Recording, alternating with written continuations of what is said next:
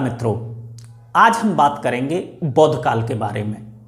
जैसा कि हम सभी जानते हैं कि बौद्ध काल से पहले वैदिक काल था और पूरी तरीके से भारत पर वैदिक काल का प्रभाव था। लेकिन जैसा कि हम जानते हैं, जब भी किसी नई विचारधारा का जन्म होता है तो कहीं ना कहीं पहली विचारधारा के विरोध में दूसरी विचारधारा का जन्म होता है।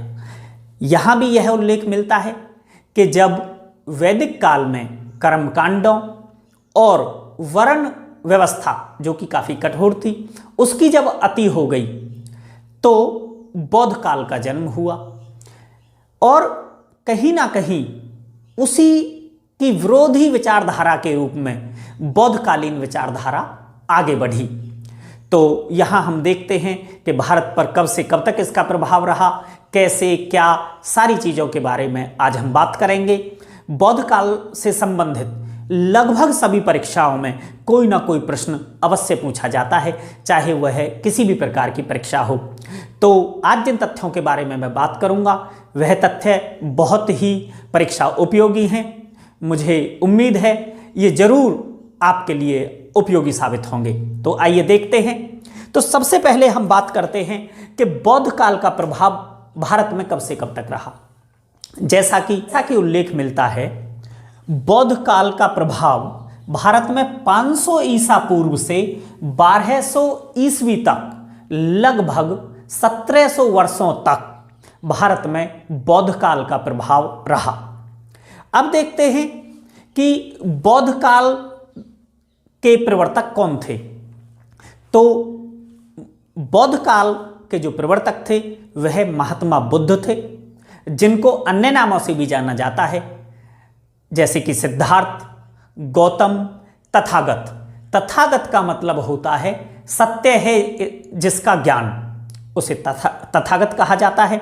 सिद्धार्थ इनके बचपन का नाम था और इनकी जो दूसरी माताजी थी जिन्होंने इनका पालन पोषण किया था, जो इनकी मौसी भी थी, और इनके पिता ने दूसरी शादी गौतमी जी से की थी, तो उन गौतमी जी के नाम पर इनको गौतम भी कहा जाता है। आगे हम देखते हैं कि इनका जन्म कब और कहाँ हुआ। तो हम पाते हैं कि इनका जन्म 563 ईसा पूर्व में लुम्बिनी नामक ग्राम या स्थान पर हुआ था। आगे हम देखते हैं कि इनके पिता का नाम शुद्धोदन था, जो क्षत्रिय कुल के थे। आगे हम देखते हैं इनकी माता का नाम महामाया था।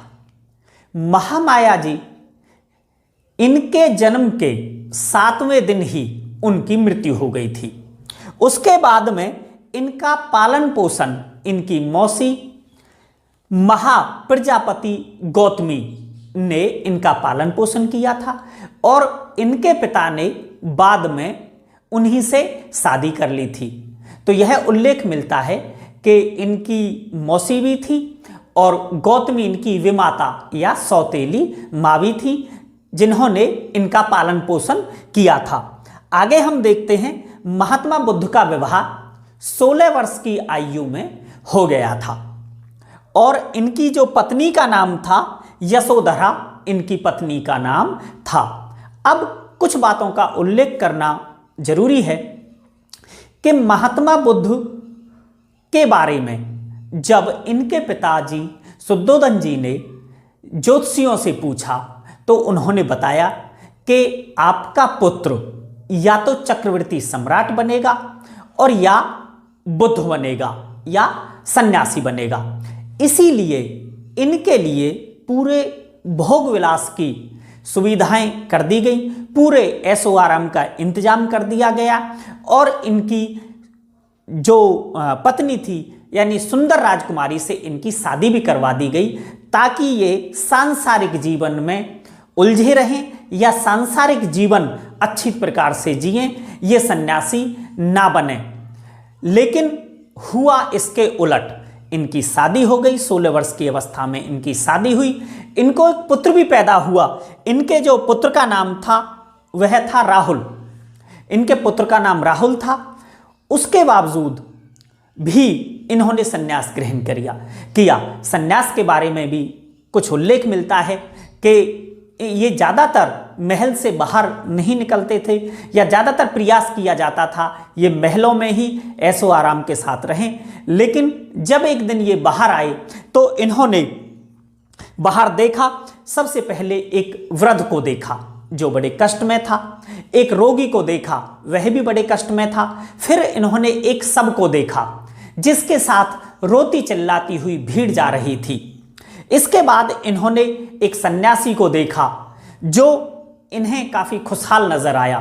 जब इन्होंने उनके बारे में सारी जानकारी ली तो इन्होंने पाया कि जीवन कहीं ना कहीं कष्टों से भरा हुआ है, लेकिन एक सन्यासी का जीवन एक खुशहाल जीवन है। इन सारी बातों को जानने के बाद ये सन्यास की तरफ बढ़े और इन्होंने 29 वर्ष की आयु में 29 वर्ष की आयु में गृह त्याग कर दिया, और गृह त्याग करने के बाद में ये सन्यासी हो गए या सन्यास की तरफ आगे बढ़ गए। तो 29 वर्ष की आयु में गृह त्याग करने के बाद इन्होंने अलग अलग स्थान पर अलग अलग विद्वत जनों से ज्ञान प्राप्त करने का प्रयास किया, और अंततः कठोर तपस्या के बाद इन्होंने 6 वर्ष कठोर तपस्या की, और 6 वर्ष की कठोर तपस्या के बाद 35 वर्ष की उम्र में इन्हें ज्ञान प्राप्त हुआ, और ज्ञान प्राप्ति के बाद ये महात्मा बुद्ध कहलाए। आगे हम बात करते हैं मृत्यु या महानिर्वाण की। तो इनका जो महापरिनिर्वाण हुआ वह 483 ईस्वी पूर्व 80 वर्ष की उम्र में इनका महापरिनिर्वाण हुआ या ये निर्वाण को प्राप्त हुए। अब हम बात करेंगे बुद्ध जीवन से जुड़ी हुई घटनाएं और उनसे संबंधित जो संबोधन थे उनके बारे में। तो आइए देखते हैं। तो यहाँ हम देखते हैं कि जो उन्होंने गृह त्याग किया था, जब उन्होंने घर छोड़ा था तो उनके गृह त्याग को महाभिनिष्क्रमण कहा गया। महाभिनिष्क्रमण कहा गया, परीक्षा से संबंधित है, बहुत उपयोगी है। आगे हम बात करते हैं ज्ञान प्राप्ति। जब उन्हें ज्ञान प्राप्त हुआ तो उसे संबोधि कहा गया, उनके ज्ञान प्राप्त करने को संबोधि कहा गया। उसके बाद हम बात करते हैं उपदेश प्रदान। जो उन्होंने उपदेश प्रदान किए उनको धर्म चक्र परिवर्तन कहा गया, उनके उपदेश प्रदान करने को धर्म चक्र परिवर्तन कहा गया। आगे हम बात करते हैं निर्वाण या उनकी मृत्यु की। तो उनके निर्वाण को महापरिनिर्वाण से संबोधित किया गया। अब हम बात करेंगे बुद्ध जीवन से संबंधित प्रतीकों के बारे में या महाचिन्हों के बारे में। तो आइए देखते हैं। उनके जो जन्म का प्रतीक था, उनके जन्म का प्रतीक कमल है, उनके जन्म का प्रतीक कमल है। उनके यौवन या जवानी का जो प्रतीक है वह सांड है। उनके गृह त्याग का प्रतीक घोड़ा है। उनके ज्ञान का प्रतीक पीपल का वृक्ष या बोधि वृक्ष है। उनके निर्वाण या मोक्ष का प्रतीक पद चिन्ह है। उनके प्रथम उपदेश का प्रतीक चक्र है। उनके महापरिनिर्वाण या मृत्यु का प्रतीक है स्तूप।